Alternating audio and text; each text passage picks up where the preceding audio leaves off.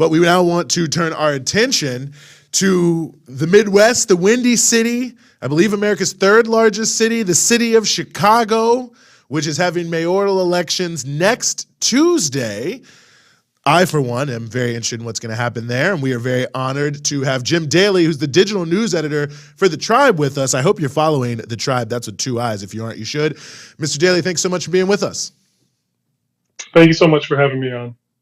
Well, it's great to have you here, and I think, unfortunately, many people who don't live in Chicago know Chicago primarily because of the violence issue and everything that they see night to night. Obviously, there are many different issues, but I did want to start there because Chicago has been a city that has been very much at the forefront, especially since the Laquan McDonald killing, of this conversation around what to do about policing as well as, quote unquote crime.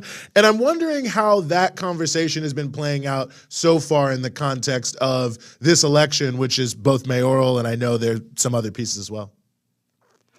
Certainly. So it's playing out in two formats. One is in the mayoral debates, a number of candidates are running on very strict law and order platforms. The current frontrunner, according to most polls, Paul Vallis, is running with the endorsement of the Fraternal Order of Police, and he has promoted a very law and order platform. Most of the candidates who are running for mayor have come out against any idea of reducing the police budget, which is currently $1.9 billion and has increased year over year for decades. Only one activist, Jamal Green, has specifically said that he wants to defund the police. But a number of candidates, specifically Brandon Johnson, for example, have talked about redirecting funds away from just patrol and into violence prevention avenues. So that's how it's playing out in the mayoral debate. Overall, the candidates do not seem very keen to say anything against the police, to give any sort of opening to their opponents that they would be opposed to anything that would reduce public safety in the city, opposed to anything that would increase public safety or keep it as it is.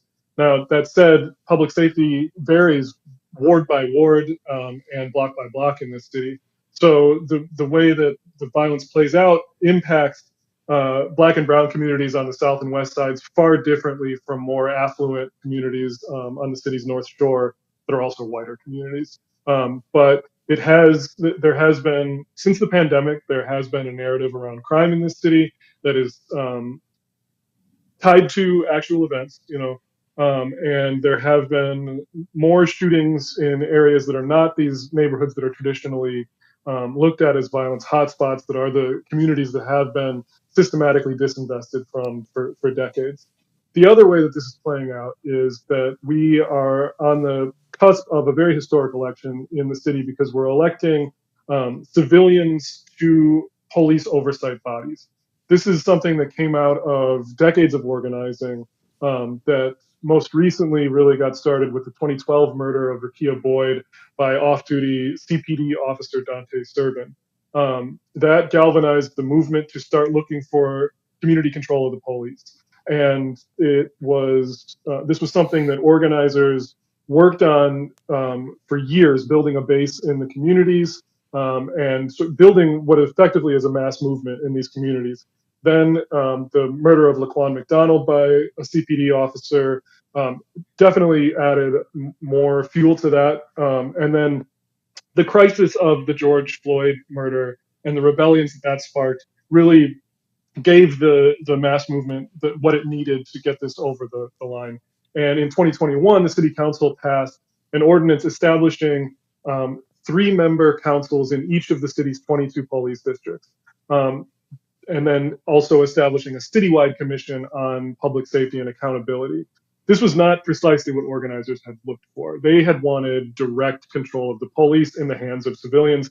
That's a movement that goes all the way back to the Black Panthers in this city. It was started by Chairman Fred Hampton and the Panthers in the 1960s. Chairman Fred, of course, was assassinated by the Chicago police in 1968. Since then, the movement has been moving in that direction for community control of police. This is not quite that. What the councils will be able to do is make recommendations to police commanders in each district. They will be able to recommend people for the citywide Community Commission on Public Safety and Accountability. That commission has some oversight in that it can take a vote of no confidence in the police superintendent if they feel that that person is not holding officers who engage in misconduct or abuse accountable. They also can hire and fire the chief administrator of the Civilian Office of Police Accountability, which is an office that investigates misconduct complaints and is independent from the department.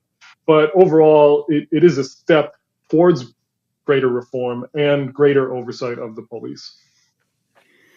I'm curious just to go back in time for a moment, because Chicago has been what's the opposite of blessed? Cursed. Has been cursed with some really awful mayors in the past. And one of those mayors was Rahm Emanuel, who was the former, I believe he was the chief of staff of Barack Obama before he became mayor of Chicago. And under his administration, he shut down something like 50 schools in Chicago. And almost, I think every single one of them was in a majority poor Black neighborhood. And also he was heavily involved in covering or trying to cover up the police killing of Laquan McDonald. So I'm just curious, if you can just talk a bit about the sort of legacy of that particular administration, or is it just every administration? I'm not sure. But Rahm Emanuel seems like an important figure in this moving forward and what's going on in Chicago now. Certainly, I think you raise a good point. And also, we would be remiss if we didn't mention the administration that preceded Rahm Emanuel, which was Mayor Richard M. Daley, who made his bones politically in the state's attorney's office, prosecuting cases that were brought by the midnight crew of John Burge, who was a commander who notoriously tortured hundreds of Black men into false confessions. And so that's what preceded Rahm. Rahm, in his tenure, like you said, he closed 50 schools. 50 public schools in Black and brown neighborhoods. He also he led the initiative to establish a police academy on the west side. This is a multi-million dollar investment in a training site for cops that is in one of the poorer neighborhoods in Chicago. It's located in Humboldt Park, which is currently a gentrifying neighborhood, but has traditionally been a working class, largely Puerto Rican neighborhood. And the Cop Academy they just opened it a few months ago. Finally, they broke ground on it years ago, built it.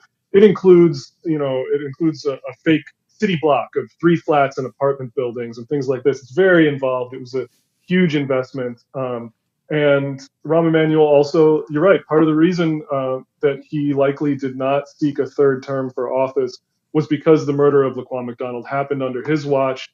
He did not publicly acknowledge it or release the videotape of it until a judge ordered that. And conveniently, that all came out after he was elected to his second term. And so absolutely, he plays a part in as mayor, as every mayor has, in how the Chicago Police Department has police brutally and ineffectively as well. They have a abysmally low clearance rate, and are known for misconduct and abuse. Mm-hmm. That's certainly the case. Looking at, I think Chicago, like many other major cities in America, is I don't want to say bedeviled, but if you do anything against rich people, they're going to leave the city, then the city is going to collapse. And I think this is a very familiar conversation to a number of people in major cities around the country. And I wonder how it's playing out in the context of this race. I mean, this has certainly been a focal part of the race. Any candidate who mentions that they want to tax rich people that's extended to say that they're taxing the entire middle class and that, we'll lose our tax base. And I think that's simply not true. Like Chicago has relatively high taxes already, but by virtue of the fact that we are the 3rd largest city, we're the largest city in the Great Lakes. We are a hub for culture and business, whatever you want to look at. People aren't going to leave Chicago for that. At the same time, Black people have been leaving Chicago for decades. And these are Black middle class people who are being driven out of the city by the fact that it will not do anything to stop the violence in Black communities. It divests from Black communities. It has done so for decades, and is not a welcoming place for many Black and brown people. I think this plays out in gentrification. I mentioned Humboldt Park previously. Humboldt Park became the Puerto Rican hub of the city after, in the 1960s and 70s, the Puerto Rican community in Lincoln Park, which is closer to the lake, it's further east from Humboldt Park, they were pushed west very deliberately, and a cultural mecca for Puerto Rican people. There's a Puerto Rican Cultural Center. You may have seen pictures of the iconic Puerto Rican flags on Division Street that mark this area. And probably about 15 years ago, gentrification found this neighborhood, and it has been gentrifying since. So I think in the mayoral race and in a lot of political discussions, the question comes down to, who does the city serve? Who is it for? Is it for the business class of the Loop? Is it for affluent white people on the North Shore? Is it for Black and brown people and working class white people in the neighborhoods? I think that you have a divide between the mayoral candidates, and also you have a divide between the mayoral candidates on that issue. And also, more so, there is a divide in this race generally between, I think, what could be termed more reactionary elements and elements that are more progressive. And this plays out most in the fact that the Chicago Teachers Union has put a lot of effort into this race. So they are supporting Brandon Johnson. He's a former CTU organizer. They put a lot of money into backing him and backing other socially progressive candidates, because under Karen Lewis, who was previous president of the CTU, the union moved away from solely being a member services union and into more of a political entity that is driving social justice causes citywide. And it's because they see those causes as linked to the welfare of their students and their teachers. On the flip side of that, the Fraternal Order of Police has backed quite a few candidates. It's backed aldermanic candidates. That's what we poured money into city council races. It has poured money into these police district council races. So here we have a reactionary union. They're famous for, at least in Chicago, I don't know if they have the reputation nationwide, but their president, John Catanzara, is a vocal Trump supporter. He defended the January 6th